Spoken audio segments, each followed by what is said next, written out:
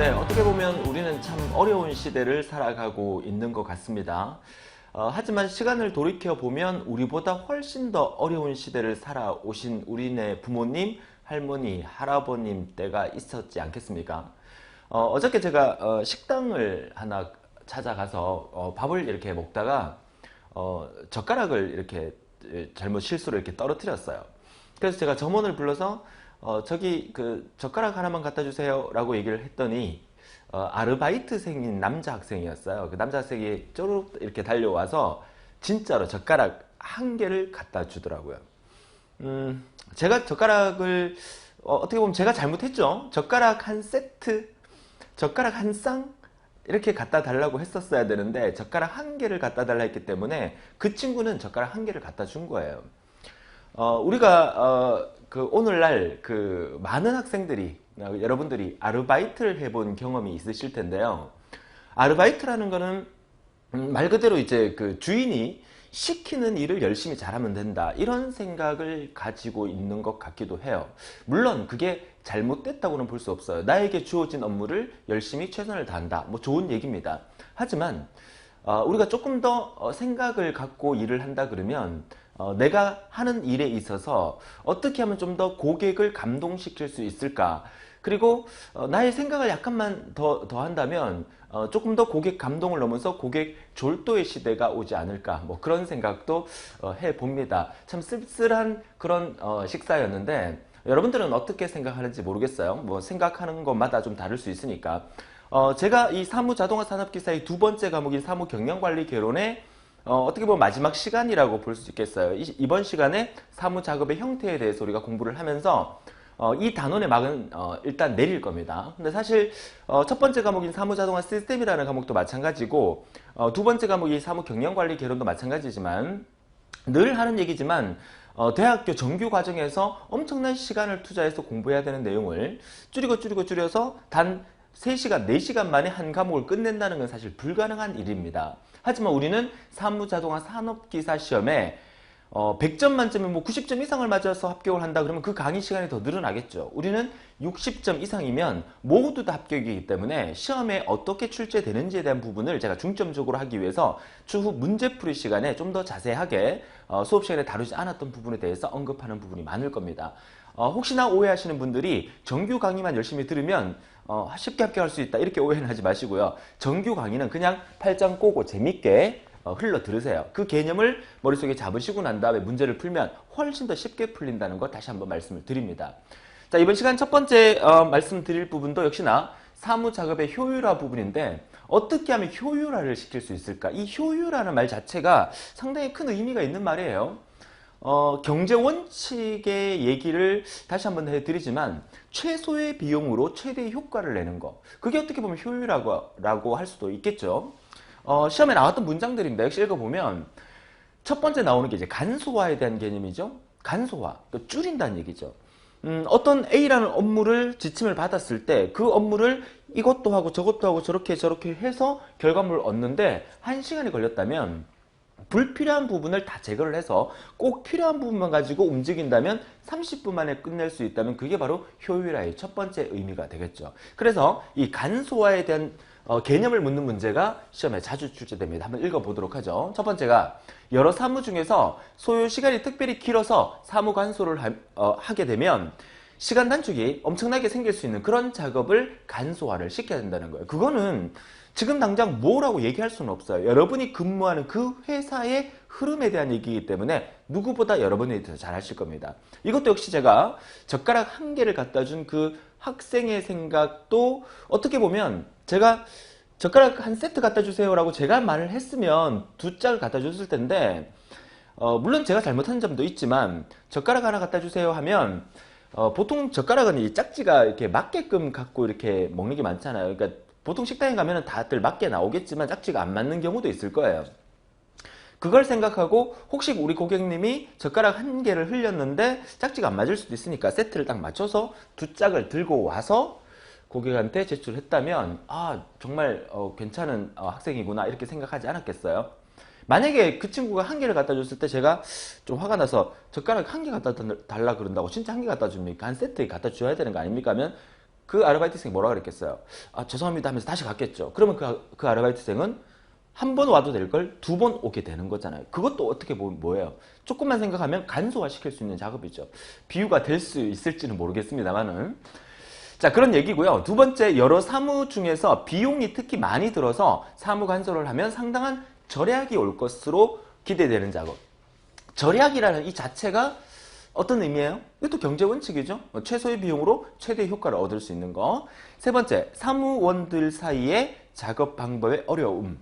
그죠? 작업하다 보니까 간소화하면 좀 쉬워질 건데 너무 이렇게 복잡하고 어렵다 이런 얘기죠. 업무량의 과중으로부터 불평 불만의 대상이 되는 사무. 우리가 필기는 다들 합격하실 거지만 필기 합격하고 나중에 실기 공부할 때 엑셀이라는 과목을 공부를 해요. 그 엑셀이라는 과목을 기본적으로 좀 알고 계실 겁니다. 사무 자동화를 내가 한번 도전해 봐야 되겠다라는 생각을 가졌다면 엑셀은 조금 쓴다라는 부분이 대부분이실 테고, 그렇다고 겁먹지는 마세요. 엑셀을 전혀 모르시더라도 제가 실기 강의에서 엑셀의 기초부터 다져가면서 수업을 해드리고 있으니까요. 예를 들어서 이제 엑셀의 A열과 B열 그리고 1행과 2행에 10이라는 숫자와 20이라는 숫자가 있어요. 뭐 엑셀 지금 처음 하셔도 상관없으세요. 그냥 들세요. 여기서 A1 플러스 A2 자 이렇게 하고 엔터를 치면 A1 셀에 있는 10과 A2 셀에 있는 20을 더해서 30이라는 결과값을 가져다 줍니다. 그러니까 이게 엑셀의 원리니까. 자, 그런데 3행, 4행에서 쭉 해서 999행까지 있어요. 그러면 여기 숫자가 999행까지 숫자가 입력되어 있어요. 그럼 이 전체를 다 더하려고 하면 A1 더하기 A2 더하기 A3 쭉 해서 A99까지 더하기 이렇게 하면 엑셀을 하는 의미가 없죠. 그래서 우리는 엑셀에서 뭘 씁니까? 그렇죠? 함수라고 얘기하는 명령어를 씁니다. 합을 구하는 함수는 sum이라는 함수가 있죠. sum, sum, 가로 열고 A1 땡땡 A999. 자, 이렇게 하게 되면 A1 셀에 들어있는 값부터 A999 셀에 들어있는 값을 한꺼번에 다 더해라. 컴퓨터가 우리 인간보다 나은 점은 뭐가 낫다 그랬습니까? 속도가 엄청나게 빠르죠. 뭐 A1, A2 더하는 속도나 A1부터 A999까지 더하는 속도나 거의 뭐 눈 깜짝할 사이 이루어지죠. 그게 우리 컴퓨터의 특징이잖아요. 그래서 우리가 컴퓨터를 쓰는 거고. 자, 그러면 여기서 내가 저 sum이라는 함수 명령어를 알고 있음으로 해서 엄청나게 빨리 끝낼 수 있는 거를 sum이라는 함수를 모름으로써 A1행부터 999행까지 일일이 다 더하고 있으니 얼마나 시간이 낭비가 되겠어요. 사무원들 사이에 작업 방법의 어려움, 업무량의 과중 등으로 불평, 불만의 대상이 되는 이런 것들도 뭐 하나의 예가 될 수가 있겠죠. 간소화의 의미가 바로 이런 거라는 거예요. 경제 원칙에 의해서 어떻게 하면 효율성을 높일 수 있을까? 간소화가 그 효율성의 첫 번째라는 얘기입니다. 그렇죠?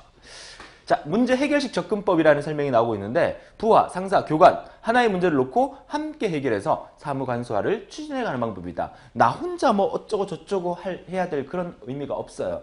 보통 그 중소기업청의 중소기업 회사들에 제가 강의도 많이 나가고 있지만 그 회사의 오너가 생각을 하는 거죠.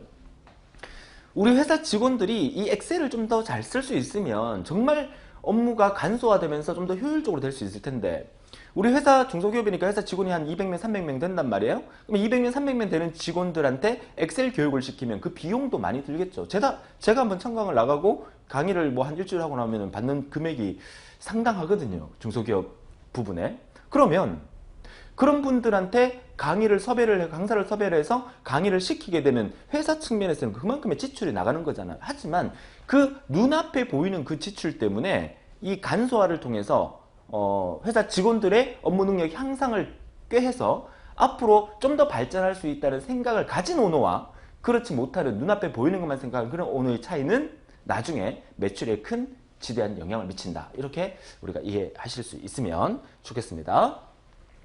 자, 이어서 두 번째로 이제 작업의 효율화라는 부분이죠. 작업 부분에서도 연구를 해야 되고 또 동작 부분에서도 연구를 해야 돼요. 그 공장에서 어떤 제품을 생산하기 위한 어떤 공정들, 그 공정들을 나름대로 그 회사의 공정이 이게 최선이다 라는 생각을 갖고 그 시스템을 만들어서 표준화를 시켜서 움직이고 있을 겁니다. 뭐 가습기를 하나 만든다고 해도 가습기를 만든다 그러면 맨 먼저 뭐 모터부터 달고 그 다음에 케이스를 입히고 그 위에다가 뭘 집어넣고 뚜껑을 달고 이런 순서를 곰곰이 생각해서 어떻게 하면 좀 더 간소화시켜서 빠른 시간 내에 이것을 완성할 수 있을까 뭐 이런 부분들 뭐 현대자동차나 우리나라 굴지의 자동차 회사에서도 자동차 한 대를 만들어내는데 그 시간이 채 1분도 안 걸린대요. 물론 그 조립하는 데 걸리는 시간이겠죠. 부품을 다 만들어서 설계까지 완벽하고 난 다음에 자동차 생산 라인을 쭉 지나가면서 뭐 이거 달고 문짝 달고 타이어 달고 뭐 달고 쭉 지나가는 그런 부분들이요. 처음에 그 현대자동차가 처음 생겼을 때 자동차 한 대 만드는데 걸리는 시간은 얼마나 많이 걸렸겠어요. 근데 그 모든 것들을 자동화시키면서 이제는 1분 채 안 걸리면서 한 대를 생산할 수 있는 그런 생산 라인을 만들어낼 수 있었다는 것은 그만큼 이런 부분, 사무 자동화 또는 공장 자동화 부분에서 노력을 끼했기 때문에 그런 결과를 얻을 수가 있겠죠. 우리가 공부를 할 때도 마찬가지예요. 어떻게 보면 제가 자꾸 여담을 드리는 거는 우리 본 강의는 편하게 들으라고 제가 말씀을 드리는 거예요. 제가 학교 다닐 때 A라는 학생과 B라는 학생이 있었어요. A라는 학생과 B라는 학생 둘 다 뭐 거의 뭐 1, 2등을 다투는 그런 학생이었는데 A라는 이 친구는 가만히 이렇게 지켜보면 맨날 공부만 해요. 수업 시간에도 공부만 하고 쉬는 시간에도 공부만 하고 뭐 야자 시간에도 뭐 노는 거를 뭐 화장실 가는 것도 잘 못 봤어요. 계속 공부만 해요. 쟤는 뭐 그 1, 2등 할 수밖에 없는 아이구나 라고 생각을 하고 있었어요. 근데 B라는 친구는 맨날 쉬는 시간 종만 딱 치면은 책상 위에 올라가고 놀고요. 막 뛰어다니고 책상 2개 붙여갖고 막 탁구 분필 치우개 들고 탁구 치고 점심시간에는 땀 뻘뻘 흘리면서 가서 축구하고 이러는데 매번 1, 2등을 하는 거예요. 그래서 제가 유심히 관찰을 했어요. B라는 친구 어떻게 공부를 하는가 유심히 관찰을 하니까 그 친구는 수업 시간에 뭔가를 열심히 막 낙서를 해요. 수업 시간에. 그러니까 뭘 하나 이렇게 지켜보니까 수업 시간에 선생님이 하는 얘기를 연습장에다가 쓰면서 그 자리에서 외우고 있어요. 노트 필기도 안 해요. 선생님이 줄도 안 쳐요. 그 자리에서 외우고 있어요. 그러고 난 다음에 그 친구는 중간고사, 기말고사 직전에 한 일주일 앞두고 친구들한테 책을 빌려러 다니더라고요. 책을. 꼭 보면 공부는 잘 못하면서 책은 진짜 정리 잘하는 친구들이 있어요. 빨간 펜, 노란 펜, 파란 펜, 형광펜 막 칠해가면서 그 친구들의 책을 빌려서 자기 책에다가 표시를 해요. 그러고 난 다음에 시험 일주일 전에는 공부를 해요. 그 책을 보면서. 무슨 뜻이에요? 수업 시간에 정말 집중해서 듣고 그 자리에서 최대한 외울 수 있도록 하고 시험 치기 직전에 요점 정리한 걸로 한번 쭉 훑어본다는 얘기예요. 참 대단한 친구죠. 놀 땐 놀고 할 땐 하고. 과연 우리는 A라는 학생인가? B라는 학생인가? 또는 전혀 관심이 없는 C라는 학생인가? 한 번쯤 생각해 볼 필요가 있다는 거죠. 그러니까 수업 시간에 집중하는 게 정말 중요하다는 얘기죠. 그래서 무슨 얘기가 다 빠졌죠? 작업 연구와 동작 연구 이 부분에서도 유심히 지켜보는 거예요. 이 작업이 어떻게 하면 효율성이 있을까? 또 이 동작이 어떻게 하면 효율성이 있을까? 그 부분인데 시험에 나온 문장을 한번 읽어볼게요. 테일러라는 사람이 있어요. 사무 자동화에 관련돼서 많은 공헌을 한 사람이죠. 테일러의 시간 연구와 길브레스의 동작 연구가 일치화된 것. 그러니까 테일러라는 사람은 시간적인 어떤 연구를 한 사람이고 길브레스라는 사람은 동작적인 어떤 연구를 한 사람이에요. 그 두 사람이 한 연구를 일체화한 것을 우리가 작업 연구라고 하고 시간과 동작의 일체 그리고 작업을 용이하게 하고 작업 시간을 표준화해서 자금 결정을 공정하게 한다는 거.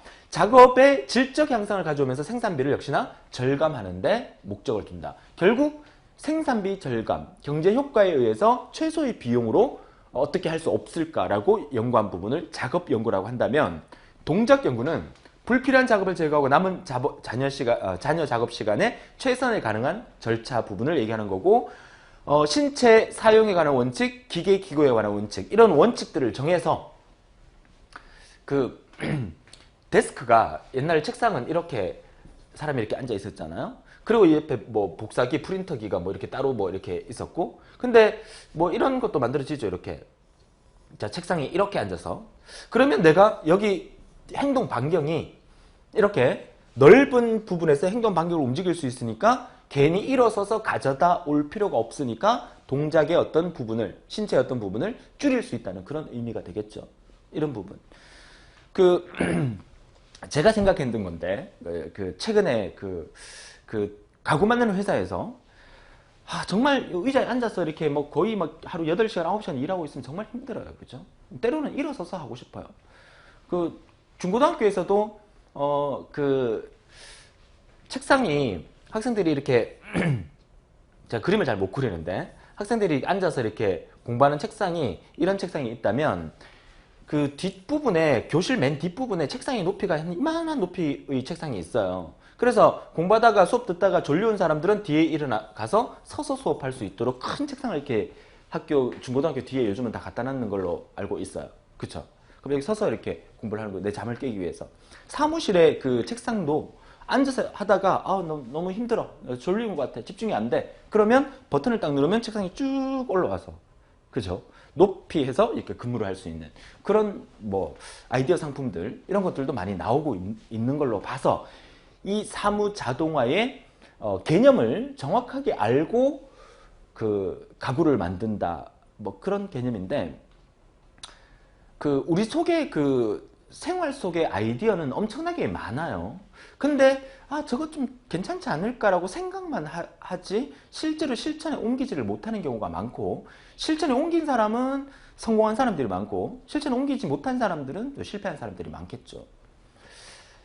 조금의 생각이 우리가 큰 대박을 얻을 수 있다는 거 항상 메모하는 습관을 가지고 한다면 그죠? 지금 당장 나는 뭐 꼴랑 100만 원, 200만 원 받는 그냥 조그마한 회사에서 그냥 그렇게 일을 하고 있는데 내 미래의 꿈은 완전 CEO가 되는 꿈이야. 그렇게 꿈을 가진 사람들 중에서 성공한 케이스들이 상당히 많아요. 이런 거 같은 경우에 지금은 이제 활성화되고 있겠지만 여성분들 얼굴에 이렇게 팩 하잖아요. 이렇게 네모난 봉지에 이렇게 딱 들어서 끄집어내서 이렇게 얼굴에 붙여서 이렇게 밤에 이렇게 그런 것들을 생각하다가 이 손에다가 사실 얼굴 피부 관리도 중요하지만 이 손 피부 관리도 상당히 중요하잖아요. 발도 마찬가지고. 그러면 그 팩을 손에다가 이렇게 감아요. 이렇게 감고 있으면 손으로 할 수 있는 거 아무것도 없잖아요. 그러면 장갑을 만들어요. 장갑을 만들어서 장갑을 이렇게 끼고 있으면 그 장갑 안에서 그 팩 물질이 나와서 손팩을 할 수 있게끔 만들어줘요. 그럼 장갑 만들었어요. 그럼 여기가 끝입니까? 그럼 장갑 끼고 있으면은 뭘 만질 수는 있겠지만 우리가 보통 집에서 팩하고 장갑 끼고 우리가 대부분 하는 일이 뭐예요? 스마트폰 만지잖아요. 태블릿 PC 만지잖아요. 장갑 끼고 태블릿 PC 됩니까? 그래서 장갑에도 그거를 넣어서 우리 겨울에 장갑 끼고 스마트폰 만지는 그런 장갑 있잖아요. 그러니까 그 장갑도 스마트폰을 만질 수 있도록 그러면 손팩 하면서 스마트폰 만질 수 있는 그 장갑을 개발해서 대박을 터뜨린 젊은 여성 CEO가 있다는 거죠. 누구나 다 생각할 수 있는 건데 생각만 가지고 행동과 실천에 옮기지 못해서 참 부러워하고 있는 그런 여러분들은 아닐까 한번 생각해 보면서 이제부터라도 메모하는 습관 해서 나도 정말 이 지긋지긋한 이 사무직에서 벗어나서 정말 CEO가 돼보고 싶다 그런 생각을 가져볼 필요가 있다는 얘기입니다. 그래서 작업 연구와 동작 연구. 자, 이번 페이지에서는 나중에 우리가 기출문제 강의 때 제가 몇 명 더 언급해 드리겠지만, 사무 자동화에 관련된 사람 이름이 우리 시험에 한두 문제가 종종 출제가 됩니다. 그래서 이번 시간에 이제 테일러라는 사람이 시간적인 부분을 연구를 했고 길브레스라는 사람이 동작 연구를 했다는 거 알아두시면서 나중에 기출문제 풀이 할 때 처음 듣는 사람의 이름이 나오면 그때 함께 같이 기억해 달라는 거 부탁을 드리겠습니다. 자, 이어서 다음 페이지 볼까요? 시간 연구에 대한 부분도 나오네요. 자, 작업을 위한 정확한 표준 시간을 설정하는데 목적을 두고요. 자동차 한 대 만드는데 1분이 걸린다. 우리가 1분을 목표로 하겠다. 그럼 1분 안에 이루어지는 모든 작업들을 세분화시켜서 한번 연구해 볼 필요가 있다는 얘기겠죠. 시간 연구에 의해 설정된 표준 시간은 작업원의 공정한 작업 양을 결정하는 중요한 요소가 된다. 소요되는 작업원 수나 기계 대수 등을 산정하는 기준이 될 수 있고요. 이거 표준 작업 시간을 위한 공식, 이거는 공식만 좀 봐두세요. 이거는 이해를 해서 될 부분이 아니라 외워둬야 될 부분인데, 이 공식을 이용해서 뭐 계산하는 문제가 사무자동화 시험에 나온 적은 없어요. 공식 자체를 묻는 문제는 나온 적이 몇 번 있어요. 뭐 자주 출제는 안 되지만. 그래서 표준 작업 시간을 구하는 공식은 정미 작업 시간 곱하기 1 플러스 여유율 이렇게 되는데, 선생님 정미 작업 시간이 뭡니까? 몰라도 돼요. 시험에 안 나와요. 그냥 단지 이렇게 공식만 적어서 나온 문제 외에는 나온 적이 없으니까 정미 작업 시간 플러스 곱하기 1 플러스 여유율이다. 이것만 눈으로 눈도장만 찍어 두시기 바라요. 자, 여유율은 보통 필요 여유, 작업 여유, 용달 여유, 직장 여유로 구분할 수 있다는 거. 자, 사무 공정에 관한 내용으로서는 흐름의 표준화, 결제 권한의 합리화, 또 사무 작업의 적정화. 이것도 시험에 나온 문제입니다. 사무 공정에 대한 분석에 관한 내용에 속하는 게 아닌 것은 흐름 표준, 결제 권한의 합리화, 또 사무 작업 시간의 적정화 세 가지 있었다는 거 기억해 두시면 되겠네요. 자, 계속해서 이제 큰 다른 두 번째죠. 자료 관리의 자동화 부분인데요. 첫 번째로 이제 자료 관리. 우리가 지난 시간에 이제 문서 관리에 대해서 배웠지만, 우리는 오늘날 전자문서 형태로 많이 다루어지고 있잖아요. 그래서 전자문서 관련된 얘기도 이따 뒤에서 나오게 될 겁니다. 자, 원시장표의 관리, 천공카드 관리, 종이 테이프 관리, 자기 테이프 관리. 사실 이 부분은 개요라고 돼 있지만 사실 몰라도 상관은 없어요. 요즘은 종이 테이프나 자기 테이프 잘 안 쓰고 뭐 천공카드 안 쓰니까, 뭐 과거에는 많이 썼었어요. 그죠? 그 출제위원 자체도 뭐 사무자동화가 거의 뭐 30년 역사가 됐으니까 30년 전에 출제하는 출제위원과 또 최근에 출제하는 출제위원이 다르니까, 최근 출제위원들은 아무래도 그나마 최근 우리 정보에 관련된 동향을 잘 알고 계시는 분이니까 최근 관련된 문제를 골라서 출제를 할 수가 있겠죠. 자, 자료 저장의 자동화 부분 역시나 과거에는 자료를 만들어서 캐비넷에 문서화 시켜서 보관을 했지만, 최근에는 전부 다 컴퓨터로 이용해서 전자 파일 형태로 보관을 하게 되니까 그것도 일종의 자동화라고 보시면 되겠고, 그래서 첫 번째 나오는 게 일렉트로닉 파일링 시스템이다. 전자 파일링 시스템입니다. 자, 전자 파일 저장 매체에 수록된 자료들의 데이터베이스에 의거 색인을 작성하고 필요한 경우 자기 디스크나 자기 테이프, 마이크로필름, 광디스크에 기록을 한다. 자, 이거는 우리가 사무자동화 시스템에서 배웠던 장치들이죠. 보조 기억 장치 중에서 대용량을 저장할 수 있는 장치입니다. 그렇지만 우리 회사의 여러 가지 서류들을 우리 회사의 메인 서버의 데이터베이스에 저장을 한다고 하더라도 그때그때 필요한 문서를 빨리빨리 찾아서 꺼내올 수 있어야 되잖아요. 그렇게 하려면 색인 처리를 해서 내가 원하는 부분을 그 키워드만 입력해서 빨리빨리 다운로드 받을 수 있도록 그런 시스템을 만들어야 되니까, 사실 일반적인 사무직 같은 경우에는 이 부분에 대해서 뭐 구체적으로 어떻게 하는지에 대해서 몰라도 됐고 검색하는 정도만 알면 되지만, 중소기업 이상이 되면 기업 내에 그 자기 회사의 전산실이 따로 있겠죠. 그러면 그 전산실의 부서, 전산 팀원들은 그 회사의 나머지 부서들이 우리 회사의 중요한 문서를 빨리빨리 검색하고 찾아낼 수 있도록 그런 시스템을 DB 구축을 완벽하게 할 수 있어야 된다는 그런 의미가 되겠죠. 그 다음에 데이터베이스. 뭐 데이터베이스라고 하는 것은 광대한 자료를 저장하는 부분인데, 이 데이터베이스라는 개념 자체는 여러분이 별표를 3개를 해두고요. 별표를 3개를 해두고 메모를 따로 해두세요.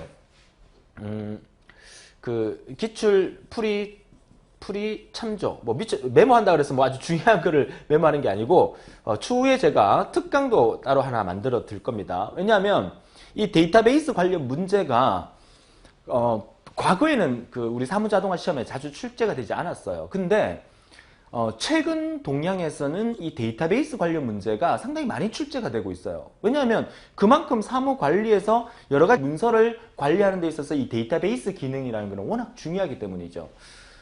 사무자동화 산업기사 출제 규정에 보면 데이터베이스 관련 부분이 출제된다고는 명시가 돼 있어요. 그러니까 그 데이터베이스에서 아직까지 사무자동화에서 데이터베이스 개념이 그렇게 필요하지 않다. 정보처리 기사나 정보처리 산업기사에서 필요하다. 정보처리 기사나 정보처리 산업기사에서는 데이터베이스가 한 과목으로 나오는 과목이에요. 근데 사무자동화에서는 한 과목은 아니거든요. 근데 이 데이터베이스라는 부분이 최근에 아주 필요성을 느끼기 때문에 최근 사무자동화 시험에 많이 나오고, 이 데이터베이스가 어디서 출제되냐면 사무자동화 시스템이라는 과목에서 많이 출제가 돼요. 사무경영관리 개론에서도 물론 출제가 되고, 그래서 나중에 제가 특강을 통해서도 이런 강의도 해드릴 겁니다. 4가지 그 과목의 공통 부분에서 출제되는 거. 그러니까 네 번째 과목인 정보통신 개론에 대한 내용이 첫 번째 과목에서 나올 수도 있고 두 번째 과목에 나올 수도 있어요. 그러니까 우리 사무자동화 산업기사를 공부하는 여러분들은 굳이 과목 구분을 할 필요는 없다고 생각합니다. 아시겠죠? 명심해 주세요. 그래서 제가 또 특강 얘기하니까 또 이런 분 계십니다. 선생님 강의 중에 특강 뭐 해주신다는데 특강이 없네요 라고 따지지 마세요. 저는요, 제가 필요하다 그러면 바로 강의를 찍어 드립니다. 근데 아직까지는 이 정도까지는 몰라도 되고 이 정도만 해도 충분히 합격할 수 있다 그러면 강의를 안 찍어요. 왜? 제가 여러분의 마음을 시험 문제가 어떻게 출제되는지는 여러분보다 제가 좀 더 낫지 않겠어요. 그죠? 솔직히 말해서 자랑이 아니라 많이 시험을 쳐봤고 또 많은 학생들을 가르쳐봤고 또 많은 학생들의 합격자를 봤고 또 많은 불합격생도 봤었어요. 그래서 그 모든 거를 토탈해서 제가 그때그때 필요할 때마다 필요하다 싶으면 강의를 찍어드리고 이번 시험에 만약에 데이터베이스 관련 어떤 이상한 문제가 나왔어. 뭐 SQL에 관련된 문제가 나왔어. 그러면 이 SQL, 이번 시험에 SQL 관련 문제가 한 문제가 나왔다고 해서 이 SQL 전체를 제가 특강을 찍을까요? 그럼 여러분의 시간 낭비예요. 시간 낭비. 그래서 최근에 매번 빠지지 않고 한 1년, 2년 정도 SQL 문제가 나오고 있다. 그러면 그걸 모아서 특강을 찍을 수는 있겠죠. 그런 개념이란 얘기예요. 결론은 뭡니까? 여러분들은 제가 여러분 강의실에 올려놓은 그 강의만 다 들으세요. 문제풀이까지. 그러면 무조건 합격입니다. 아시겠죠? 자, 데이터베이스 정의 보세요. 자, 어떤 특정한 목적의 응용을 위해서 상호 연관성이 있도록 자료를 저장하고 운용할 수 있도록 모아둔 집합체다. 거대한 자료 창고다라는 개념이 바로 DB 개념, 데이터베이스 개념입니다. 자, 이어서 세 번째죠. 세 번째 EDI입니다. Electronic Data Interchange, 전자 데이터 교환. 자, 이 EDI라는 부분은 과거 한 2, 3년 전까지만 해도 시험 문제에 거의 단골 손님이어서 안 나온 적이 없어요. 최근에도 EDI 문제가 한 문제는 무조건 나옵니다. 그러니까 과거에는 거의 3문제, 4문제까지 나왔었으니까 EDI 문제는 역시나 사무자동화 시스템에서도 나오고 경영관리 개론에서 나왔었어요. 그렇죠? 근데 최근에는 또 좀 주춤하고 있는 그런 상태고요. 자, EDI가 등장하게 된 요인은 정보통신 활용 가능성을 인식했다. 뭐 지금은 인식했다가 아니라 지금 정보통신이 없으면 안 될 정도까지 와 있으니까 의미가 없겠죠. 그러니까 EDI에 대한 이런 등장 요인이나 이런 부분에 대해서는 우리 시험에 나올 가능성은 일단은 낮다는 얘기고요. 자, 정보처리 소요 비용이 증가되고 분류 시스템의 영향이 증가됨으로써 전자적으로 데이터를 교환하는 시스템은 반드시 필요하다는 얘기고, EDI의 대표적인 게 전자결제 시스템이 되겠죠.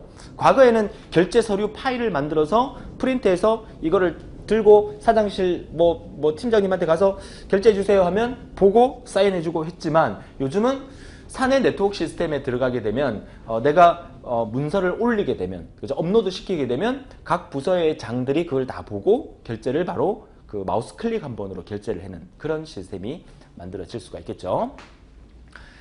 자, EDI의 정의 다시 한번 보세요. 자, 다음 중 EDI에 대한 정의로 알맞지 않는 것에서 나온 문제 중에서 알맞는 것들만 뽑아서 만든 얘기입니다. 자, 표준화된 기업 간 거래 또는 거래서식 또는 기업 간 행정관청 사이에 행정서식을 합의된 통신 표준에 따라서 컴퓨터 간에 교환하는 전자식 데이터 교환 시스템을 우리가 EDI라고 하고, 두 번째 개념은 자, 컴퓨터가 자동으로 판독할 수 있는 일정한 구조를 가진 메시지 형태의 서류를 서로 교환하는 형태. 그죠? 이메일 형태로 교환한다는 거. 자, 조직 내 상호 연결된 네트워크 간의 정보 교환을 교환 요구가 생겨날 수가 있고요. 자, 조직과 조직 간의 컴퓨터와 컴퓨터 간의 통신을 통하여 필요한 상거래 문서를 표준화 형식으로 상호 교환하여 업무를 처리하는 방식을 우리가 EDI의 정의라고 합니다. 다 알고 있는 내용이고, 뭐 EDI의 정의에 속하는 게 아닌 것은 해서 틀릴 사람은 없을 거고, 근데 저 EDI의 약자가 뭔지 몰라서 EDI가 뭐지? 이러면 곤란하죠. EDI, Electronic Data Interchange, 전자 데이터 교환, 요거 기억하시면 되겠습니다. 자, 그 다음에 이제 EDI에 대한 좀 더 구체적인 내용이죠. 자, 양식 표준의 기준 항목으로서 전자적으로 전송될 문서의 종류들을 의미하고 각 전송 문서에 포함되어야 하는 정보, 사용되어지는 정보의 형태, 이런 것들을 전부 다 양식 기준 항목이라고 얘기를 하고요. 자, EDI 관련된 소프트웨어는 데이터를 변환할 수 있어야 되고, 형식, 그리고 응용 소프트웨어, 통신, 연계 소프트웨어.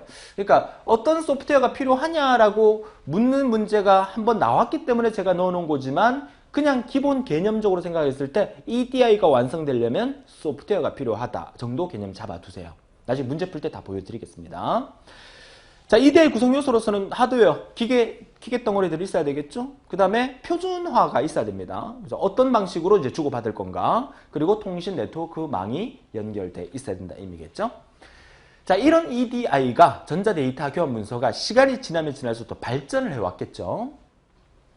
자, 특징에 보면 이제 뭐 거래 쌍방의 자주성과 독립성이 보장되어야 되고, 그죠? 뭐 사장님 로긴, 부장님 로긴, 뭐 과장님 로긴, 그 로긴 아이디 패스워드에 따라서 접속하게 되면 누가 들어와서 지금 보고 있는지에 대해서 파악이 될 수 있어야 되겠고, 독립된 데이터베이스를 가져야 되겠고, 서류 없는 거래가 가능함으로써 각 기업의 캐비넷이 사라졌다라는 얘기입니다. 문서 관리하는 캐비넷 같은 거, 그죠? 제가 한번 보여드릴까요? 뭐 이런 그 문서 보존 상자라는 거, 이런 거, 그죠? 이런 문서 보존 상자에다가 문서를 보존해서 이렇게 관리를 했었잖아요, 그죠? 참 그 옛날 방식. 요즘도 아마 회사에 아마 있을 겁니다, 이런 것들이. 근데 이제 점점 사라집니다, 그죠? 사라지고 저런 문서 보존 캐비넷에서 보존하는 그런 개념보다는 이제는 전자 파일 문서로 DB화 시켜서 보관을 하고 있겠죠. 데이터 통신망을 이용하여 컴퓨터와 컴퓨터 간의 통신 방법이고요. EDI에 의한 데이터는 수신한 컴퓨터가 직접 처리하기 때문에 변환과 재입력이 필요 없다는 것도 EDI의 특징이라고 볼 수가 있겠습니다. 자, 그래서 EDI가 좀 더 발전해서 EDI 팩트가 생겼는데, 뭐 EDI 팩트라 그래서 저 팩트가 뭐 EDI 사실 뭐 이런 의미는 아니고요. 팩트도 약자입니다. EDI for Administration, Commerce and Transport의 약자로서 전 세계적으로 행정기관, 상업, 운송업체 간에 이용되는 모든 서류를 전자데이터 교환을 활용하여 전자적으로 데이터를 교환할 수 있도록 유럽경제위원회에서 연구 개발한 EDI의 표준화다라고 볼 수가 있겠어요. 그러니까 뭐 뭐든지 간에 표준화는 사실 중요합니다, 그죠? 그러니까 우리 회사는 우리 회사 나름대로 표준화를 시켜놔야 모든 직원들이 거기에 따르게 돼 있겠죠. 그래서 유럽연합회에서도 이런 부분을 만들어 줬다는 얘기입니다. 그게 EDI 팩트고요. EDI 팩트의 특징은 이렇습니다. 기존 종이 서류 양식을 전자파일로 대체했다. 뭐 똑같죠? 뭐 EDI예요, 똑같아요. 근데 EDI 특징이나 EDI 팩트의 특징이나 똑같지만 EDI 팩트는 유럽경제위원회에서 연구개발한 표준화가 됐다는 거, 그게 차이가 있겠죠. 자, 국제표준에 따라 작성된 메시지를 통일적으로 제공하고요. 개방통신을 통하여 응용력과 경쟁력을 향상시키고, 세계적인 승인과 국제적 지원으로 무역 절차 및 거래를 간소화시켰고, 현대적 네트워크 및 서비스를 최대한 이용할 수 있고요. 행정, 상업 및 운송 업무 등 전 세계적으로 폭넓게 지원함으로써 우리나라도 EDI 팩트의 어떤 부분을 일부 따라서 진행하고 있다고 합니다. 자, 마지막으로 이제 전자문서에 대한 정의를 몇 가지 더 짚고 넘어가죠. 이게 시험에 다 나왔던 얘기니까. 자, 전자문서의 정의는 국가기관, 지방자치단체 및 법령 규정에 의하여 그 위탁을 받은 자가전산망을 이용하여 전송 처리 또는 보관한 문서 형식의 자료로서 표준한 것. 말 그대로 종이화된 문서가 아니라 컴퓨터 파일로 형성으로 된 문서를 의미하는 거고요. 컴퓨터 정보 처리 능력을 가진 장치에 의하여 전자적인 형태로 작성, 송수신 또는 저장된 정보, 전자적인 형태로, 컴퓨터 형태로.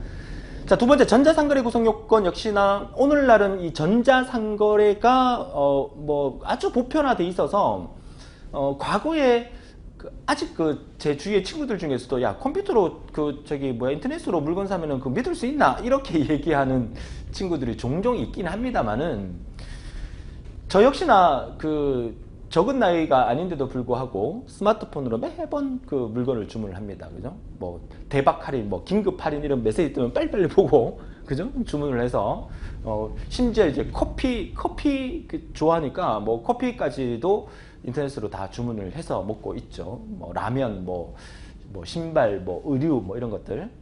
참 세상 좋아졌어요, 그죠?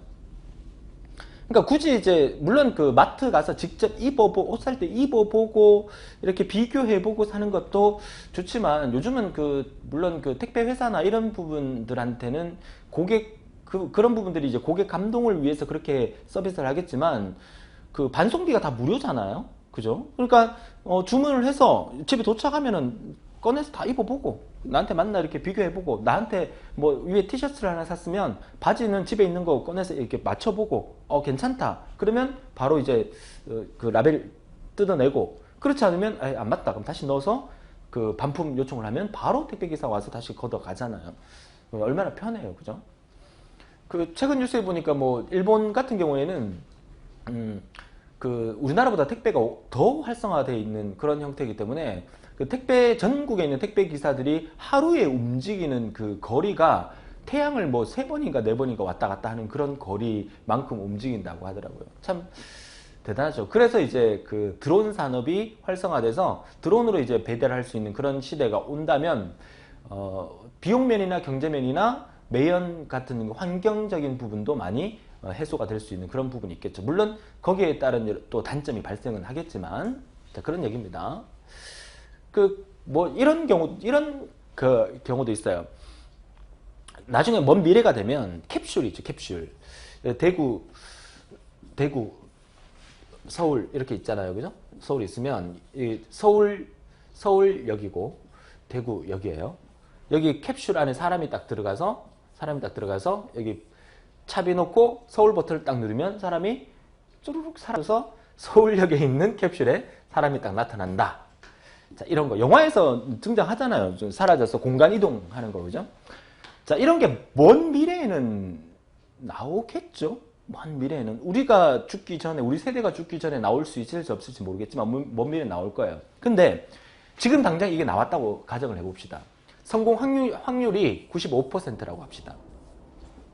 만약에 이 기계가 오작동해서 실패를 하게 되면 5%는 흔적도 없이 사라진다. 끔찍한 얘기죠. 흔적도 사라진다라고 얘기를 합시다. 과연 우리가 이걸 탈까? 성공 확률이 100%가 아닌 95%이면 우리가 탈까? 근데요, 만약에 정확한 계산은 모르겠어요.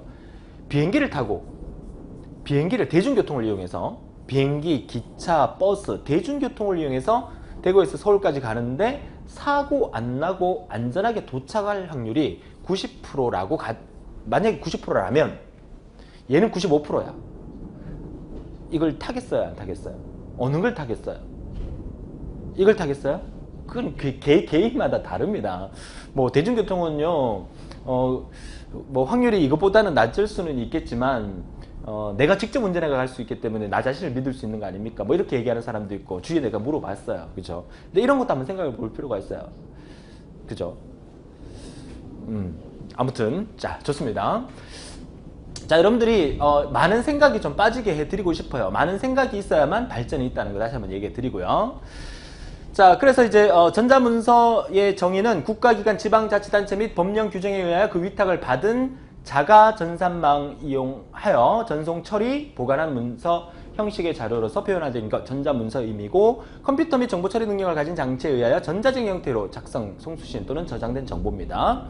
자, 전자상거래 구성 요소는 공공정책, 법률, 요소 기술, 정보 인프라, 스트럭처, 뭐 구조, 뭐 이런 것들이 전자상거래 기본 요소인데, 우리가 오늘날 인터넷으로 물건을 주문하고 또 사용하고 하는 것들이 전부 다 전자상거래인데, 우리가 모르는 이런 부분들도 하나의 전자상거래 또 전자문서에 대한 개념이 있다는 걸로 알아두시면 되겠습니다. 구체적으로 이거 있으면 외워야 됩니까? 외울 필요 없으세요. 그냥 본 강의는 그냥 편하게 들으라고 말씀드렸어요. 그죠? 따라오세요.